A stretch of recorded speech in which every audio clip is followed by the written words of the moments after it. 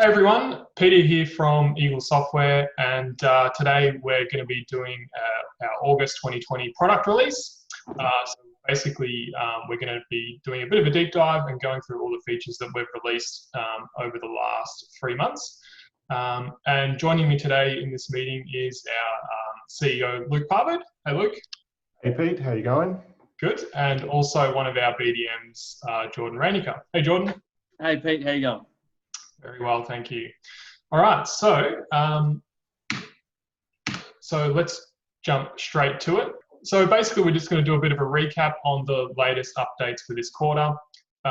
So yeah, we're just going to go through this list and we're going to be doing a deep dive into all of these features.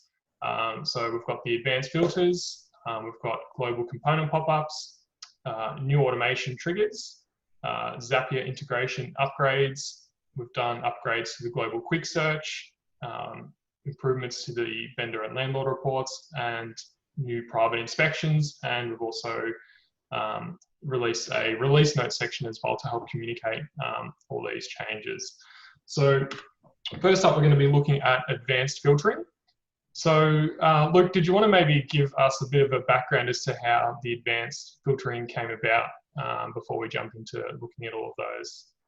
Yeah, so I guess a big theme for the quarter, and also more generally what we're working on at the moment, is just adding a lot of flexibility to the software to allow people to be able to do things in various different ways. And so with the advanced filtering, we wanted people to be able to query their database and come up with different lists and different ways of looking at their data. I mean, we've got the data there, and it's just about allowing people to query that in as many different ways as possible. And so, you know, we did a lot of research into this, and you know, some of the things that we'll show now, you know, being able to switch the logic in your filters, being able to filter for data that isn't there. These are the sort of things that we wanted to really be able to do. So yeah, I'm very happy with how this advanced filtering has come out, and yeah, it's really powerful. Yeah, absolutely. So the first one we're going to be looking at is addresses. And so, yeah, maybe Jordan, if you wanted to walk us through some of the use cases. I mean, obviously you're doing demos all the time, and you're talking to a lot of agents and new clients about using these. So, yeah, did you want to maybe run us through some, and we'll jump into the software as well and have a look at some of these. Yes, certainly. So yeah, obviously this was something that, you know, was really exciting to see come out of the product team, and all credit to them. What we've really been able to do, particularly in our demonstrations when we've been going through the software with people who have been looking at existing clients and potential new clients as well, has been filling in a lot of the gaps, as Luke was talking about just before, in terms of the flexibility, but just answering some of those more niche questions that sometimes people had that were very specific to them, but also allowing, yeah, just for far more opportunity to pull up, you know, varying lists based on whatever the task at hand might be. And so, yeah, if we were able to jump into the software, it'd be good to go through some of these examples. So within the addresses screen, which is essentially the raw form or the base form that list properties can exist inside of Eagle, whether they're linked to appraisals or listings or just the address details themselves, being able to sort through this database, potentially of prospective listings in many cases, can be super useful. So one of the first use cases I wanted to touch base on here was the ability to find owners who own a property on a street where you've recently sold a listing.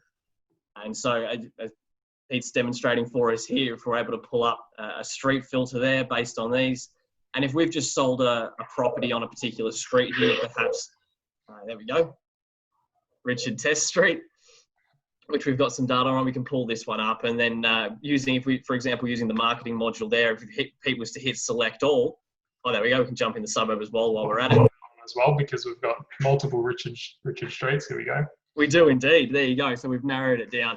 And to be able to hit select all there and take bulk actions against these people, perhaps a letter campaign or an SMS campaign if we do in fact have the owners, which in this case we can see on the right hand side of these addresses. that we do have owners attached. We've got the details of these people in some previous interaction. But those communication icons there will take us through to the marketing module where we can start to touch base with these people in different ways. Yeah. And so use cases for this is going to be mostly, obviously if you've just listed a property in the street perhaps, or obviously just sold as well, as mentioned.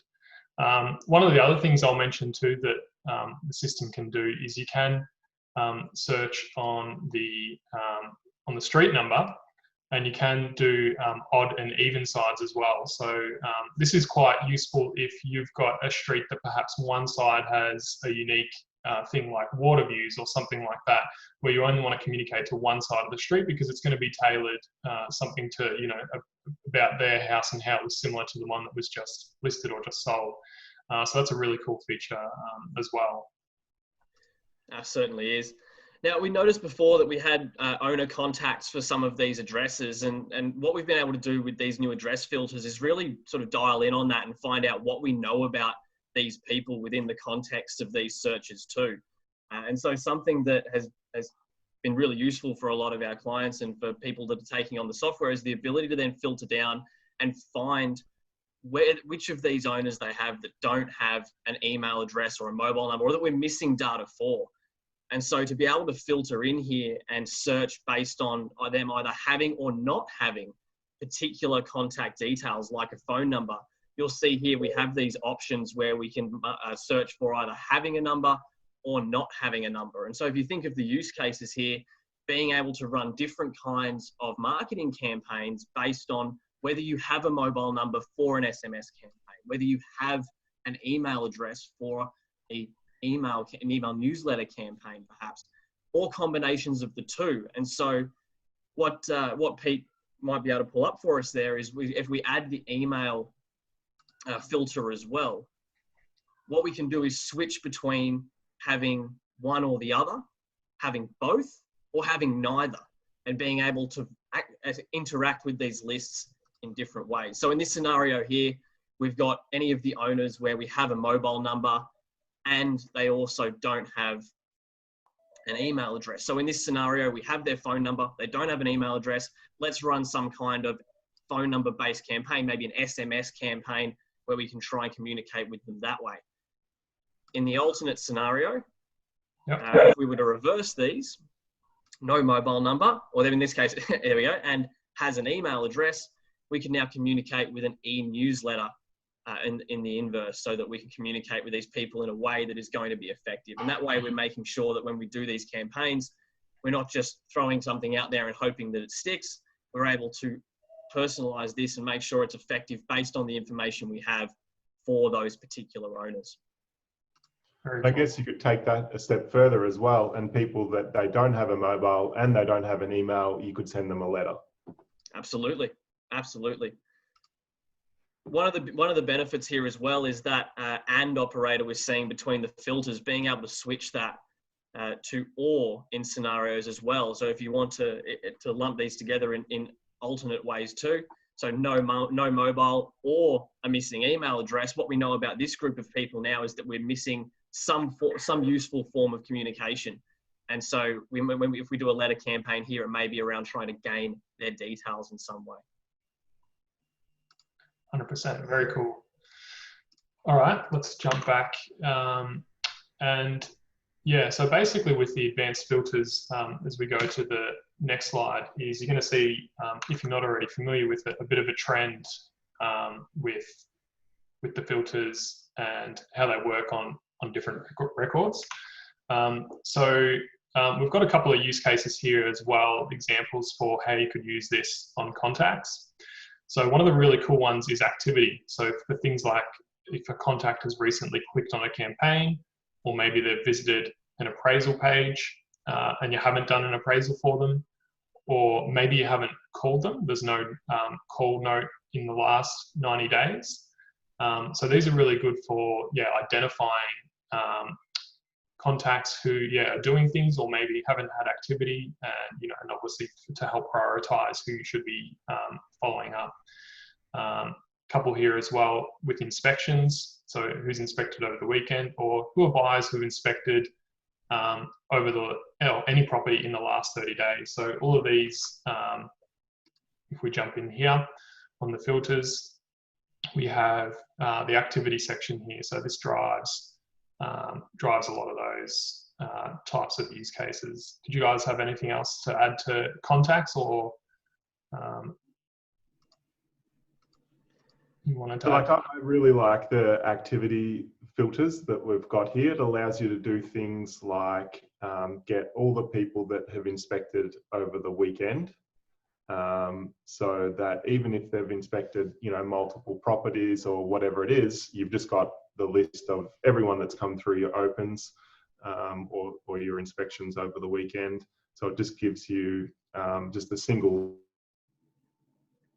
list going through it on a per property basis, where you might have someone that's come through 2 properties, and you don't want to end up calling them twice. So you can use this list just to get a single source of everyone that's come through at a weekend. And also for prospecting as well, I think this is a good thing as well. You can see people that are perhaps interested that you haven't touched base with for a certain amount of time. So I think that's another good one as well. Yeah. Another example I'm just bringing up is viewed website. So if you've got a website with Eagle, obviously the two systems are all connected and talking with each other. So you can see, for example, someone's visited your market appraisal page. Maybe they haven't submitted appraisal, and you could tell based on if they're in the appraisal group, if you've done an appraisal for them. Or you can also filter on appraisal count as well to see if you have done any appraisals for them before. So yeah, lots of really cool stuff you can do with these activity filters. I think I mentioned before, but another one that I've seen used is contacting people who perhaps haven't been contacted in 90 days or whatever that is as well. So great way to uncover those kinds of contact lists. Alrighty. So next up, the advanced filters have also been added to contracts. And so yeah, obviously this is useful for filtering on important dates. You can look for contracts based on specific vendors. So you might have a vendor or a client that they've built some townhouses on a block, and you're selling a few of those. So you can pull up all those contracts, or taking it a step further on a project or a project stage. So maybe it's a new estate, and you want to see all the current contracts that you've got for that specific project and estate or stage of that project. You can bring all those up as well. There's also on listing agent. So if we jump back here, you'll see again same filters as in the way of how they look. And yeah, we can filter on all these different kinds of dates, on price, when it's due to settle, and yeah, who our vendor is, or even who our purchaser is as well. So pretty much there's really no limit into the kind of results that you can bring up here. Yeah, I think a really good use case here is upcoming settlements or upcoming unconditionals. I think the dates are the key filters for the contracts. People like seeing, what's coming up basically. Yeah. So yeah, we can just do is after. So after today, and this would show, yeah, if we had any, we're just in the test account here, but if we would have any upcoming unconditional dates, and same for settlements as well, our due dates. Likewise, you can look at properties that have settled as well. So you can go, the opposite too, look at contracts that have already settled. All right, so let's jump back. The next ones where advanced filtering has been added is on appraisals. Do you want to maybe give us some examples, Jordan, on how clients are using these? Certainly, this was a really exciting one as well to come through, and just from a pipeline management perspective, allowing people to really dive into how they should be categorizing these appraisals and where they should be allocating them within those existing statuses we have of hot, warm, and cold. And so, one of the ones that's been used quite consistently is being able to pull up, as Pete's doing now, the interest level, being able to show was not just within hot, warm, or cold, but then pulling up their selling time frame as well. And so being able to pull up an extra filter here on the time frame that you've said that this person's selling within. So we've got a hot appraisal here that we've said, for example, is going to be selling within a certain time frame. And we then judge that based on when they were created as well. So if we can then filter in based on when the appraisal was created, we can start to see if appraisals are sitting for far too long in that hot pipeline and need to be transitioned perhaps to warm or to cold, or even better yet, be followed up and perhaps warmed up again or closed even. Yeah. Those are created dates has become also particularly important there for managing that. And so being able to pull up hot appraisals perhaps that were created more than 30 days ago. So if we were to go back in time a little bit, as we see there's anything created after, there's nothing there at the moment for us. But even cold appraisals on the inverse that have been created more than 90 days, where you can say that this is an appraisal that we've said is cold, but we created more than 90 days ago. And this is one that perhaps is something that we need to now enroll in an automation, where we can have automatic emails, automatic SMSs start taking over the workload for this one, because it's starting to move towards the back of the pipeline and we need to prioritize our time on those hot and those warm appraisals. And being able to manage those in different ways where you are juggling between personal communication and automated communication has been boosted by these filters and being able to isolate these particular appraisals. Very cool. One thing we should probably draw attention to, this is actually a good filter for it, Pete, is the difference between a filter group and like how you can adjust the logic at different levels. Yep. So on here, we've got the interest level is cold and the created date is before 1st of May. That's within a group. So you can have logic apply to that little subset, or you can have logic apply between the two filter groups. So you can switch that and to an or, and yeah, really drill down on your logic. And with some quite advanced filters, this allows you to get a bit more specific with the exact type of data that you're looking for. 100%, yeah. There's really no limit as to the kinds of things that you can filter on this. It's it's very cool. All right, let's have a look at the next filters we've got here, which are on listings. So obviously this is just going to help you to filter down on your listings based on things like street or suburb or postcode. If you've got upcoming inspections scheduled, you can obviously filter on the attributes of the listing itself, like price, bedrooms, bathrooms, those kinds of things. You can also filter things like, if you've received an offer or if there's been a rental application submitted, if you're using our online rental application system, and even listings. So for just maintaining and making sure data is clean and entered properly, you can find listings that don't have an owner linked on it as well. So let's just jump over and have a quick look at some of those examples. So let's maybe go for activity and then offered. So we can see if based on count, so if we've received, maybe we say is greater than 1, so this will give us any listings that have received an offer. And likewise, we can do the negative, which is hasn't occurred, or count is less than 1, for example. So we can find listings that we have that have not received any offers. Do you guys have anything else to add from those examples?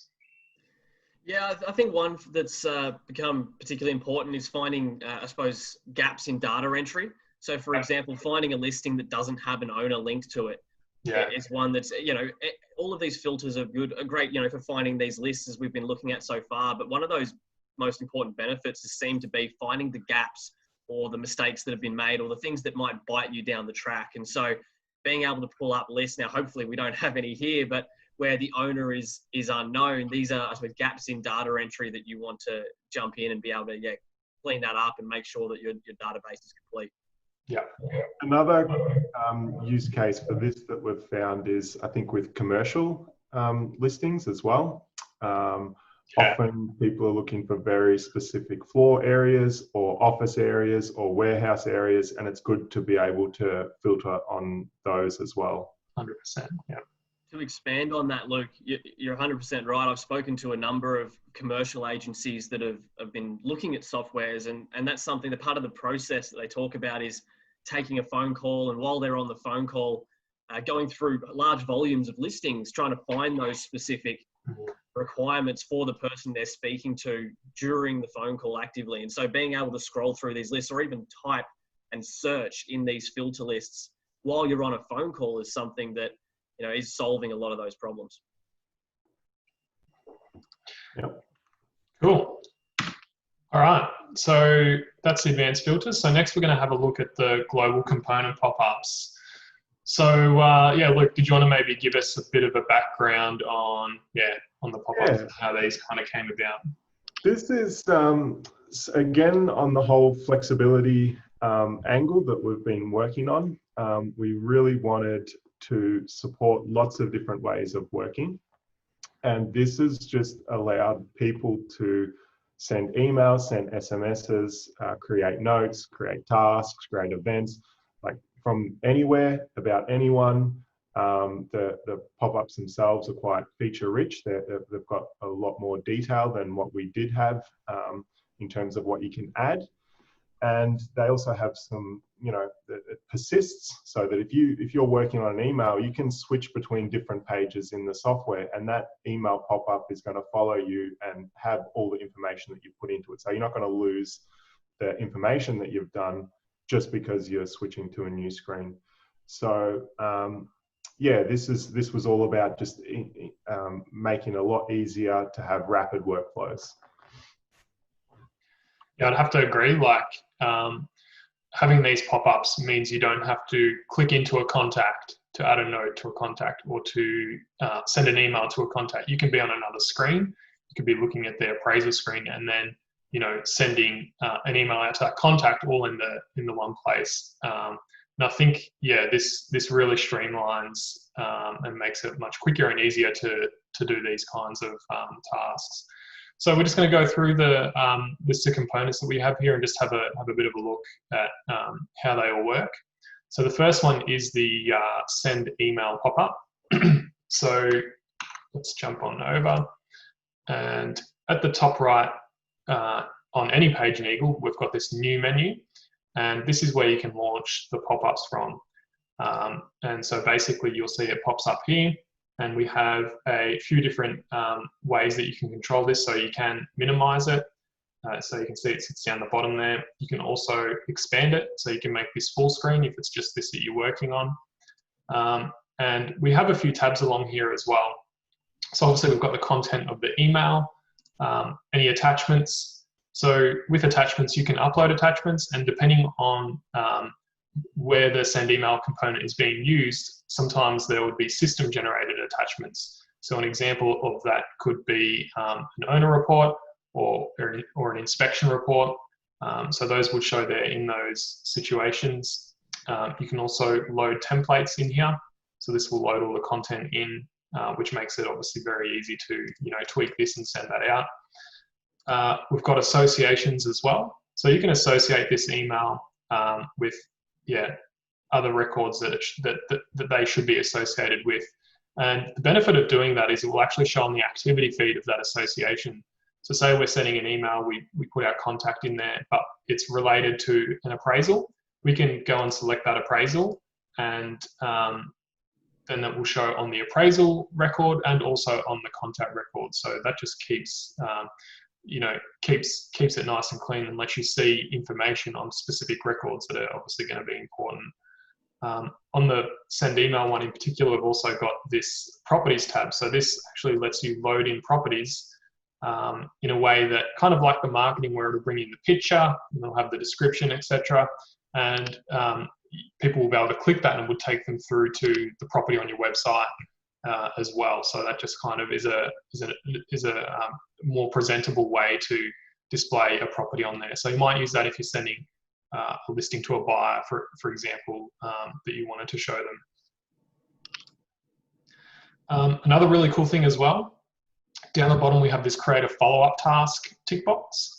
So just by ticking this, it's going to default, I think, to 3 days ahead of time, and you can obviously change when that task is due as well. So all within that one action, we can send the email, it gets attached to all the relevant associations, and a follow-up task is scheduled straight away. So yeah, these are really cool. And as you can see, if I move to another page, the send email thing follows us around. So yeah, really cool stuff. Do you guys have anything else that should be mentioned here on that one?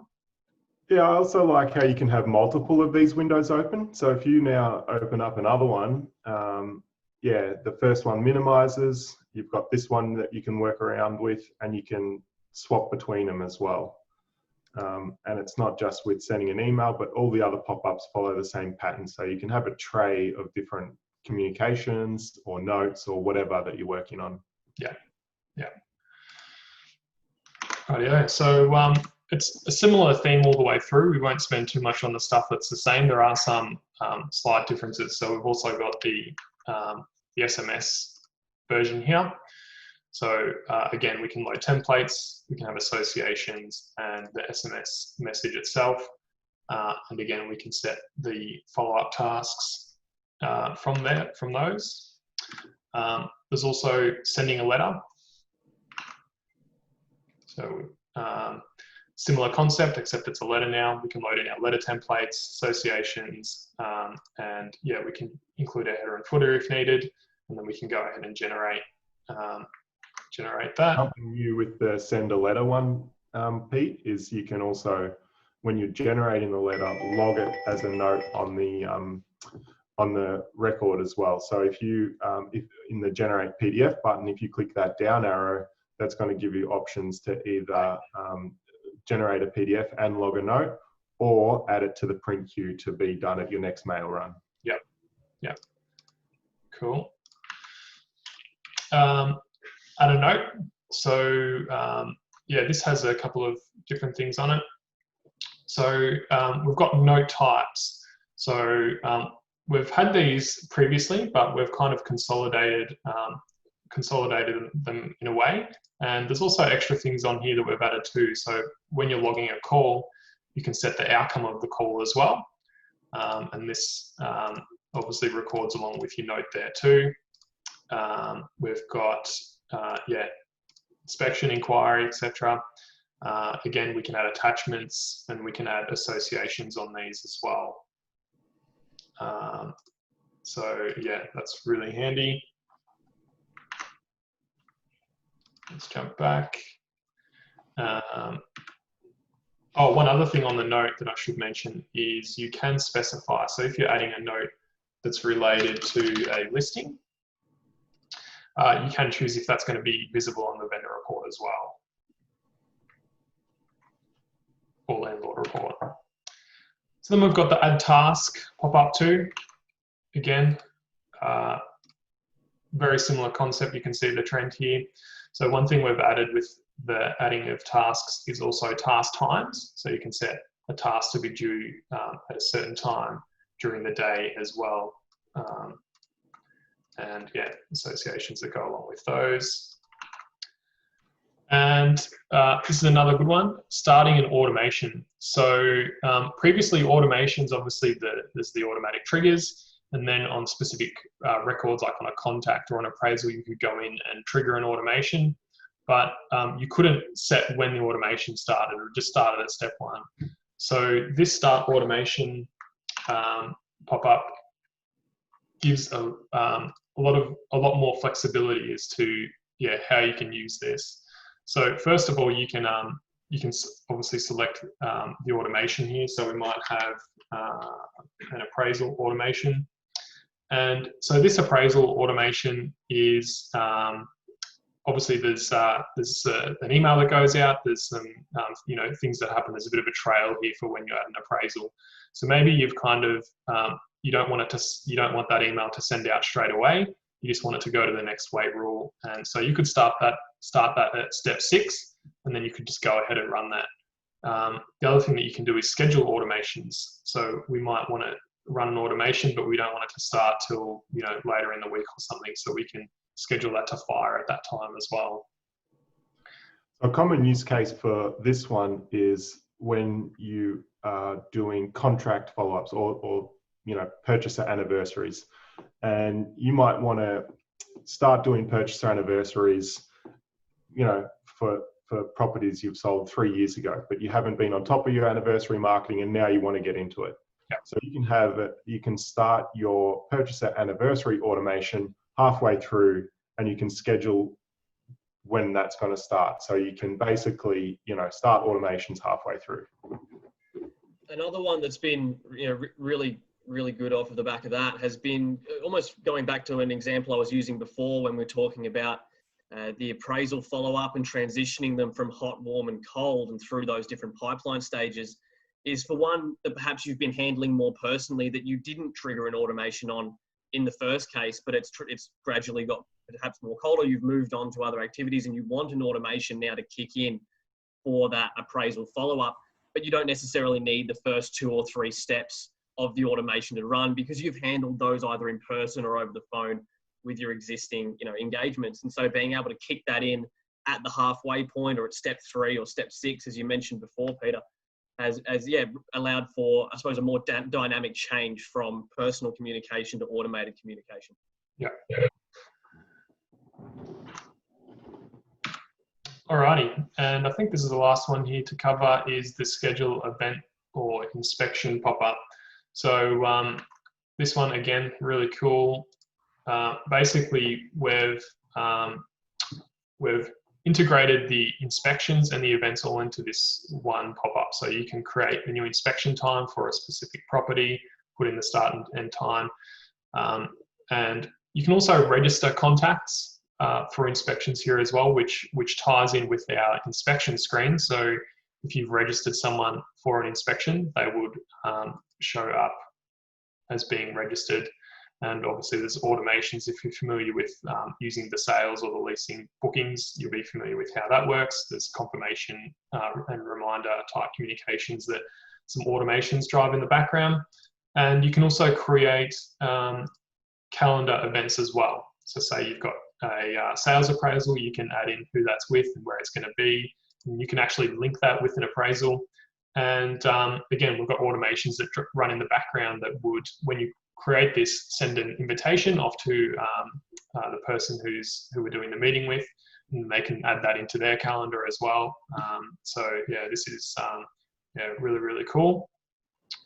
Do you guys have anything to add onto that one?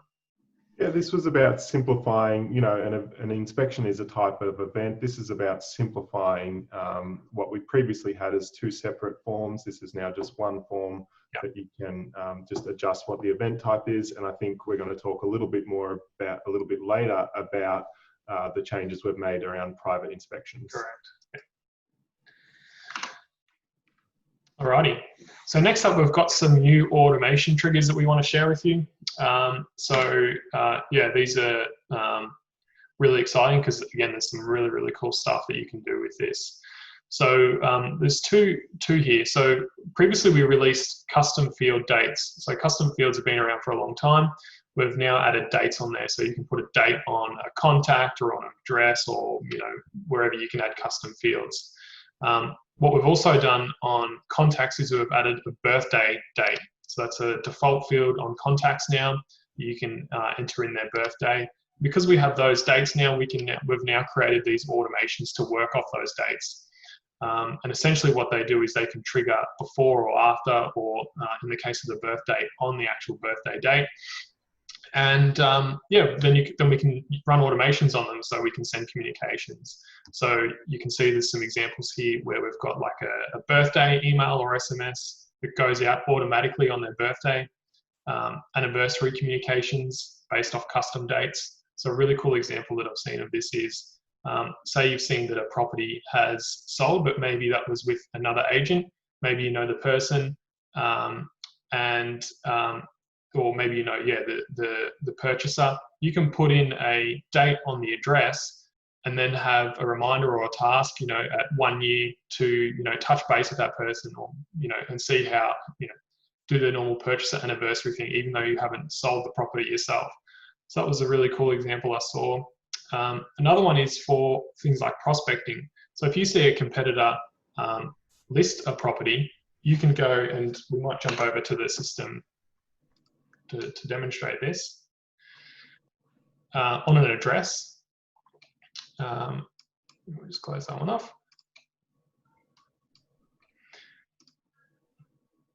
You can see we have a custom field competitor listing date. So we can pop that in there, and then you could have an automation that spits out a reminder task. For example, say 80 days when you're expecting the authority to be expiring soon. Yeah, if that property is still listed, that might be an opportunity to send a letter or to go door knock, or, or if you've got the person in the database, perhaps, an email or SMS as well. So that's a really cool example of that too. So we should probably show how to create that automation. Yep. So let's jump into the automations, and let's call this one competitor listing.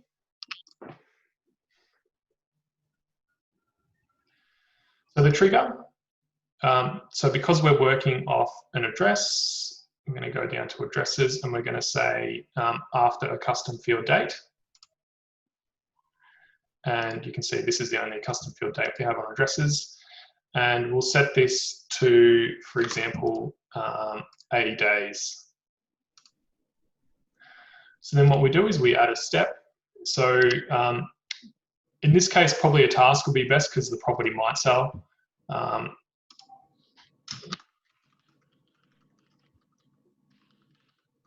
Unsold. So we could do something like that.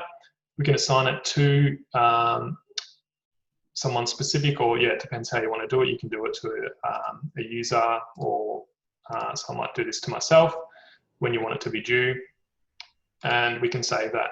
So essentially at this point, all we need to do then, once this is switched on, is on the addresses, we just need to be putting dates in there. When we see listings go up, we can pop a date in there, and these tasks will just start coming back to us based on how we've set up this automation. Yeah, it's a really good way to get a reminder about that sort of stuff. Yeah. All right.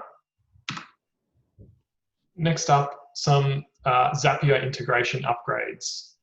So yeah, Luke, maybe if you want to give us a bit of an intro to this, and maybe a bit of an explanation for those who aren't familiar with Zapier, just kind of how that works. Yeah, so Zapier, I guess, is an integration platform. It's kind of like a platform that is the glue between one piece of software and another piece of software. And what we've done is allow information to be captured from lots of different areas. So if you've got a website that's not an Eagle website and you want to get your inquiries from that website into Eagle, we've made it so that's a lot easier now using the new Zapier integration updates we've done. And there's other forms as well. So we've done this with use cases like business brokers, where they want to capture quite a lot of information about prospects before giving like an NDA or something like that. Yeah, just various different forms that you want to have. You can now capture that data into Eagle. Yep. I've also seen it used with things like with Facebook leads. If you're running ads, you can have those leads actually come into the system as well through Zapier. Facebook connects with Zapier. Yeah, there's hundreds of mainstream apps. So yeah, it's really good for pushing data between the two. So essentially with this upgrade, there's just more things you can do with it. So you can create inquiries now. You can create appraisals. You can update custom fields on your contacts, property preferences on contacts, which are tied in with the property alerts. You can also add notes on records in Eagle as well, using that integration. So that's a really, really good one. Next up is the global quick search. So yeah, this is a really exciting one. Yeah, again, like, did you want to just give us a bit of a bit of a spiel? The goal of this was, again, just to be, there's so many different types of data in Eagle, and we just wanted to be able to have one place where people can search all of it. And that's what we've done. I think it's, been a very, we released this and people have absolutely loved it. I think it's a very, very well liked feature. I don't know, maybe we can have a look at it. Yeah. Yeah, something with this that it reflects across the theme of essentially everything that we've looked at today. And really it's a credit to, you know, the guys in the product team that have done such a fantastic job putting it all together. But I mean, it's probably been quite noticeable across everything we've looked at today that there really is an idea behind it of making, you know, trying to eliminate the steps between things you're trying to do, essentially reduce the amount of clicking that you have to do between step A and step B. And, you know, the global components attributes to that, the filters attribute to that, but this is probably the most glaring example of being able to just jump straight to what you want to get to, no matter where you are in the system. And so, yeah, it's been amazing to see this come in, and it's a credit to the guys for putting it together. And what I really like about this as well is it uses the whole screen. Like so many searches, it like just brings up like a little box. But we've been able to use the whole screen so that we can show lots of information about what you're searching for, so you can find the right one. Like, for example, if you've leased a listing 5 times, you've got the date there so you can tell which one you're actually looking for. So things like that, I think, are very important. Yeah, so if I just type 50 bay, so we can see, yeah, we've had a listing more than once. Contracts if we've sold the property more than once. Yeah, that's really helpful. And even before we actually start typing, I was just going to mention, this shows records that have been recently updated. So if you've been working on a contract or on a property, this is going to show straight away. And obviously, as you're typing, it will search as you're typing. And say we're looking for a Peter, maybe we forgot their last name, we can just click View All. And this is going to give us all the Peters, and you know, so that we can drill down further. And yeah, it's got an infinity scroll on it, so you can just keep going and it will just keep loading contacts.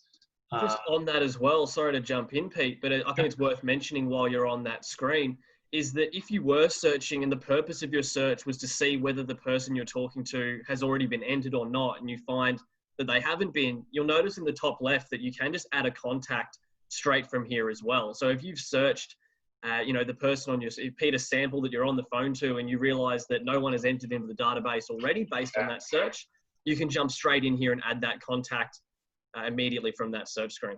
Yeah, 100%. Yeah, so I think this has been, as you said, Luke, really well received. I know myself using this, it's just so much easier to get around and to see information up front. That's another thing. You get, like you said, a lot of information while you're searching. It's not just the base result, which obviously helps with what you're looking for. So yeah, I'm super pumped for how this is working for clients. Alrighty. Next up, vendor and landlord reporting. So yeah, Luke, did you want to maybe give us a quick overview of some of the stuff that we've done here?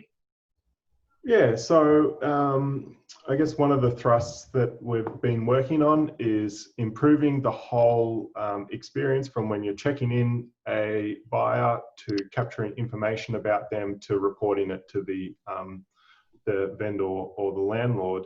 And the part of it that we've completed this quarter is in the reports. So we've made it so we're moving towards online reporting as opposed to the old PDF download. Online reporting obviously offers that instant, you know, it's updated instantly.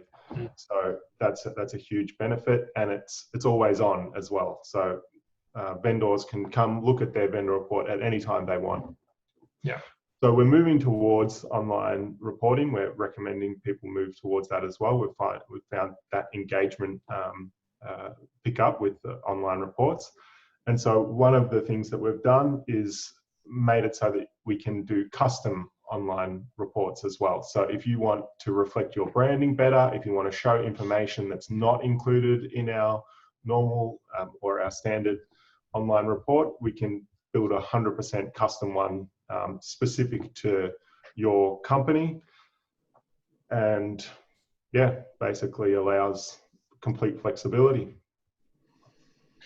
Yeah, so so the way it essentially works is obviously we would need to build a template into your account. So we have the default one here, and so in terms of what's able to be done with custom templates, can you maybe let us know, yeah, what kind of things people can do with them? Well, any data that is in Eagle can be shown on your custom report. So that could be in various different visualizations as well. Like you could have graphs and charts and that sort of information showing here. Obviously, branding is possible as well. You could step it out in tabs. You could change what information is shown there. You can show different custom fields, or yeah, basically any information you can put in, you can adjust. And I think, I'm not sure if we're touching it on it in this or not, Pete, but some of the new fields that we're adding is, you know, price feedback, you know, contract status. So when people come to an inspection, you know, do they want to get copies of the documents, recording that information as well. And so that'll show up in the online vendor report as well. Yeah, we are looking at that as well. So yeah, really cool.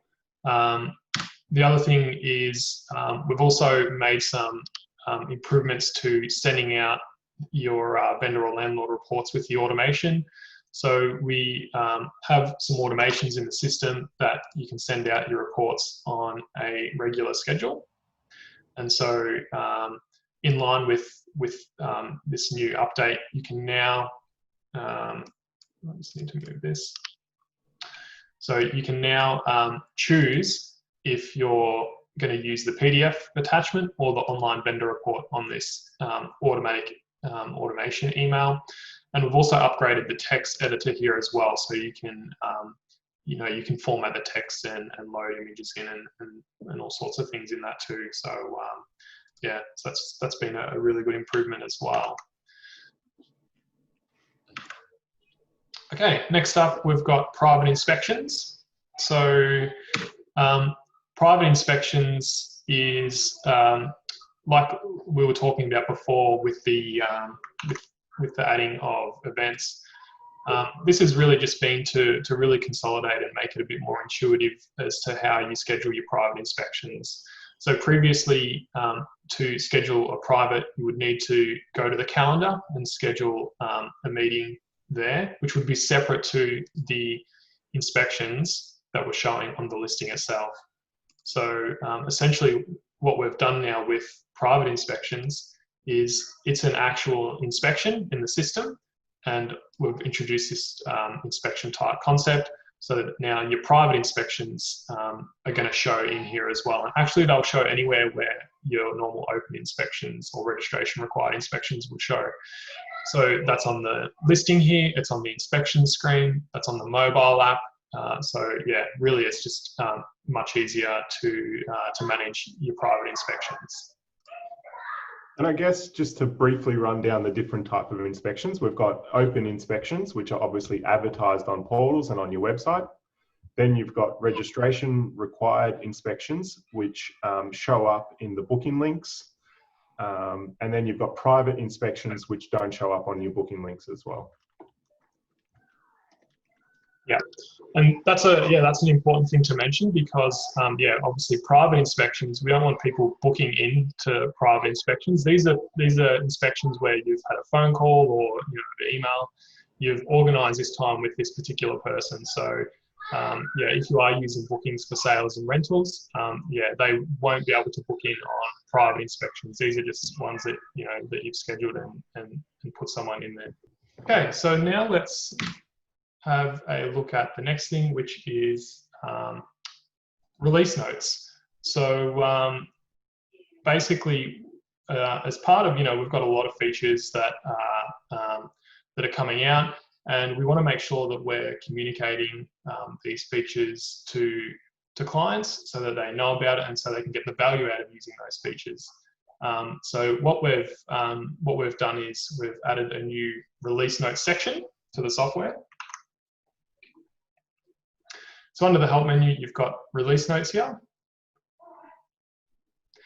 And basically, every 2 weeks, we do a bit of a roundup as to updates and releases that we've done with the software. So a lot of these are smaller updates, and obviously for bigger releases, we do a bit of a bigger write-up about what's been released and how it works and how you can use it, etc. Yeah, do you guys have anything to add to this at all, or? I think it's just really good for people to be kept up to date with these things as they are rolling out. It's something that, this way that the product team is rolling now. I mean, even it's hard for me to keep up sometimes with the amount of features that they're able to get out the door. And so, yeah, to keep people notified and to be able to jump in and see not just what's being released, but also some of the really good use cases. I mean, I know we've dived into use cases today, and it's been something that, we find it's really important to get across, but that's reflected in these notes as well.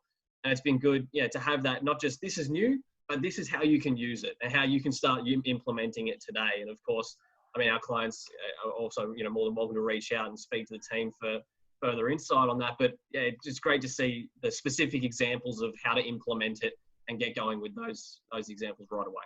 Yeah, for sure.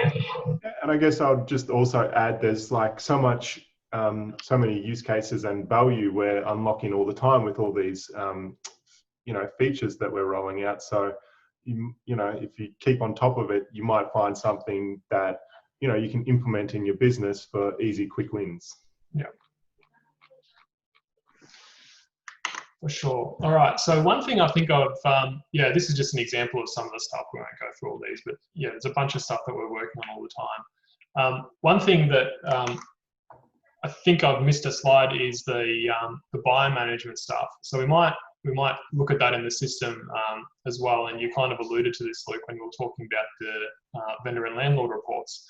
But but basically did you want to maybe explain kind of what's kind of coming up with that and how that will tie into the reports? Yep, so this is something we're working on at the moment. You can currently access it by enabling the feature flag. So did you want to enable the feature flag, Pete? Yep. Do you want to tell me how to do that? Yep, you just do question-mark. So it's question-mark and then add_feature_flag equals buyer table. Yep. And this will then take us to the new buyer table that is available to people that want to try it out, early adopters that want to have a look at it and have a play around with it. It's still in beta, which is why we keep it behind that feature flag, but it's obviously coming very soon. So here, the idea is that you manage all the buyers for a specific listing. So you've got the full details of the contact. If you hover over their picture, you've got their phone number, email, what groups they're in. You can then quickly from this screen add a note or send an email or a follow-up task using, if you click the drop down, so send an email, create an SMS, send an SMS or create a task. You can do that just quickly from here without having to click into that buyer. You can just, maybe send a follow-up. So for example, that might be used for people that have requested a contract. You might have a template with a contract attached to it. So you can just quickly bang them all out from here. Yeah. You can also manage the interest level from here. So adjust people from not interested, maybe, and interested. So you can deal with the people that, are obviously interested. You can see how many times someone's inspected the property. And then, yeah, you can see if they've requested a contract, if they haven't requested it, or if you've already sent them a contract. So coming soon to this table will be the price feedback. You'll be able to log the price feedback from contacts. And then, you know, we'll be adding more features here like sorting and that sort of thing as well. Yeah. Yeah, this is really cool. I think, yeah, this is some really nice improvements, and obviously flowing through to the reports as well. Yeah. Really helps with getting that really important data onto the reports to your clients. Yeah. And also the other part of that is this information will be able to be captured on the mobile app as well. So currently you can capture interest level, but you can't capture the contract status or the price feedback yet, but that's going to be coming as well. So this and the mobile app will work hand in hand, and then obviously that flows through to the vendor report. Yeah. I really like that you can just come in here as well and just, you know, you can work your list here, and obviously as we roll out sorting and stuff like that, it's going to be really easy to just work your buyers off a particular property and do all these actions off them. I think it's kind of a one-stop shop for all that buyer follow-up and management, which is really, really cool and really exciting to see that coming along. So we're going to just have a look at what's coming up. So we've already touched on the buyer management there. So a couple other things. So continuation of integrating global pop-ups. So really all that is that now that we've created all those pop-ups that we looked at, is working that into the rest of the system. So for example, on the calendar now, if we're scheduling an event, that's now going to use the, if we click add event, this is now using the pop-up. So there's lots of little areas in the software where basically we're rolling this out and, you know, to be upgraded to the new pop-ups. So that's going to be continuing. It's mostly done, but there's a few bits and pieces there. The activity feed upgrade. So this is a really exciting one as well. Yeah, Luke, did you want to maybe just give us a bit of a background on this one? Yep, still comes back to that whole flexibility thing that we've been talking about. I don't know, Pete, if we can show the activity feed that we're working on. Basically giving you more information and the ability to change more information inside an activity feed. Yep, so again, this is a feature flag. Yep.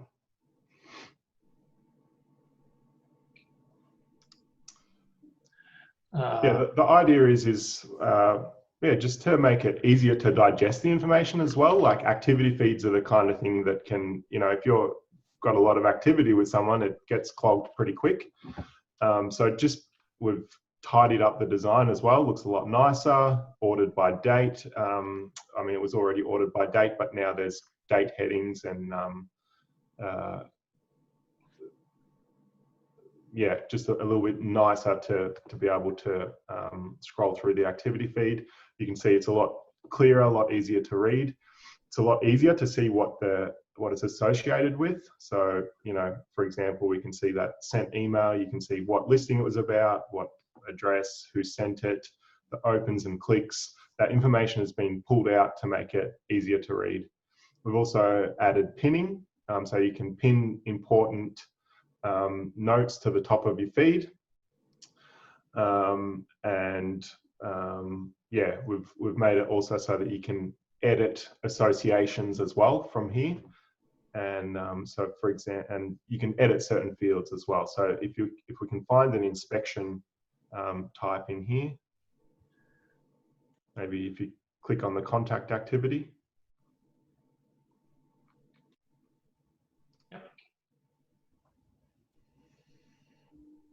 So we've got, this is obviously test data, but that inspection attended note, if you want to edit that. Yeah, you can obviously see all the associations with that, which inspection. You can adjust the permissions from here, and also attachments as well. Yeah. So just really streamlining that whole activity feed. The feature flag is available for the contact screen. and we'll be rolling out to all the various other screens. Yeah, another really cool thing with this is the scrolling is now independent of the menu and sidebar. So you can go through this but still see important information from your sidebar there. Filters as well. So we have filters already, but this is just much nicer and easier to digest, and you can select based on categories now as well, which you couldn't do before. Up the top here too, obviously we're using our pop-ups here, and that's reduced or it's been able to lift the activity feed up a little bit because we don't have all these fields at the top there. So yeah, again, this is really exciting. There's still a bit of work to be done on it, but this is just going to make it so much easier to see information, and to be able to just edit things, and like edit associations is a really big one, and it's really clearly and easily see, and to be able to click through to bits and pieces. It's really cool. Alrighty, let's jump back.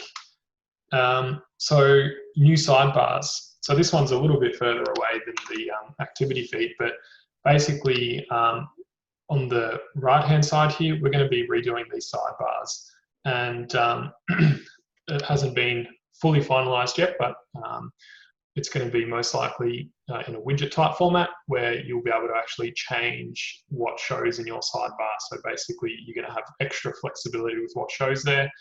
And we're hoping to be able to actually have custom widgets as well, so that you could even have your own widgets that can do specific things.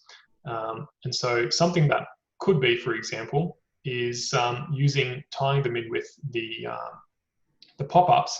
You might want to have a button on the side of your contact screen that says follow up from inspection. And when you click that, it obviously will load the contact. You might have that set to load a specific template, and so that it can preload as much information as possible from that one button. We can kind of be able to hard code these kind of things to really have really specific actions on those. Do you have any other examples you can think of off the top of your head, Luke? Well, I think it just comes down to flexibility. Like obviously sales reps want to see things that are different than people in property management. Business brokers want to see different information again. So it's really just comes down to flexibility and being able to customize the system to your particular use cases. Okay, so another one which builds on the advanced filters we were talking about before is contact segments. And essentially segments will be coming to other areas too, but I think it's contacts that we're going to be doing first. So essentially what segments are is when you use your filters, and you're creating your queries here, that you can save them, and so that then you can access them later. So you might have so similar to the examples we were looking at before, so maybe someone who is a potential client because of activity, or they've visited your appraisal page or whatever it is, you could have a segment which is a list of people who fit that criteria. So if your segment is that someone who's been on your appraisal page but you haven't actually done an appraisal for, if you end up doing an appraisal for one of those people, they will fall out of that segment because they no longer meet the criteria. So they're kind of like contact groups, but it's dynamic. As people meet the criteria, they'll fall into that segment. Once they no longer meet that specific criteria, they'll come out of that segment. So there's some really cool stuff that we're going to be able to be doing around that. Did you guys have anything to add on those? Yeah, I think there's a lot of these scenarios where these filters have really opened the door for a number of dynamic groups that a lot of agencies will be able to have sitting there permanently and refer back to, particularly in sales meetings in different ways. So as we talked, the one you gave is a perfect example, people that have been looking at that appraisal page, but you haven't done an appraisal, checking back and finding plans of action to attack these people. Maybe it's one where, contacts that haven't been called in the last 90 days, and just having someone who's working through that list consistently and trying to stay in touch with the database because as you call them, as you say, they're going to dynamically leave that list Yeah. because they've now got a call activity on them. And so these filters have opened the doors to so many different niche categories, as well as broader ones that you're going to be able to have saved there and continually come back to make sure. And as you say, it will probably become a feature of a lot of weekly sales meetings or team meetings for clients of ours, where they can keep referring back to some of these segments that they've set up. Yeah, 100%. And I think, there's probably going to be like default segments, but the beauty again is that flexibility in that, whatever is going to specifically work for you, whatever scenarios or, segments that you want to set, you can set them and have them working for your agency. So yeah, that's a really cool one as well that's building on the advanced filters. So mobile app refactor and upgrades. So yeah, maybe Luke, you might want to just give us a bit of what's happening with that at the moment. Yeah, I guess this is at the moment we've got our new API that's powering our software and some of the new stuff that we've covered today, and we're bringing that across to the mobile app as well, which is just going to allow for more features to come to that. Some of the features we're looking at are things like that buyer management stuff, capturing that data. Also things like a kiosk mode, that we'll be working on soon, that sort of stuff. We're just, I guess, doing some technical work on the mobile app right now, so that it will allow us to pump a lot more functionality into the mobile app, coming into the end of the year. Yeah, so the mobile app is obviously very widely used, very popular, and having that, I think, again, will be really nice to be able to add these extra features on there. So that's pretty much all we had to share for today. Just wanted to remind everyone that, if you've got feedback or ideas or things that you would like to be able to do, or use cases of things that you're trying to do, it's always really good to share it with us. And you can do that just by emailing us, support@eaglesoftware.com.au. You can just call our office as well. And what we have is we have a system for managing feedback. So all feedback gets logged, it all gets viewed. It goes through kind of like a ranking system, if you like, and it gets attached to features that we have in our product management system. And basically, it allows us, for example, while we've been working on these vendor and landlord reports, we've been looking at feedback throughout that process from clients that we've received over time about things that they want to be able to do. So when we're working on these features, the feedback is really valuable, because we can make sure that use cases are being met when as the solution is being developed. So we always want to encourage feedback where you have it, and obviously that's very, very valuable. I guess I'll probably just add to that the importance, like all of our product development is heavily driven by feedback. Yep. So it's very important, and it's very valued, even though it might feel like at times that it's just sending in feedback and it goes into a black hole, but it doesn't go into a black hole at all. Everything is reviewed and logged and carefully gone through. Yeah. Cool. So again, just want to thank you guys for taking the time to watch through this. Really appreciate you taking the time out of your day to watch and learn a little bit more about Eagle and what we're working on. And thanks Luke and Jordan for joining today and for going through it all with me, and appreciate your time. Thank you. Thanks for having me on. It's great to be here. Thanks, Jordan. For future product releases, we're planning on doing these quarterly, so keep an eye out, and we'll be sending out communications on those too. So thanks again, everyone. Appreciate your time, and we'll chat to you all very soon. Cheers. Thank you. See ya. See ya.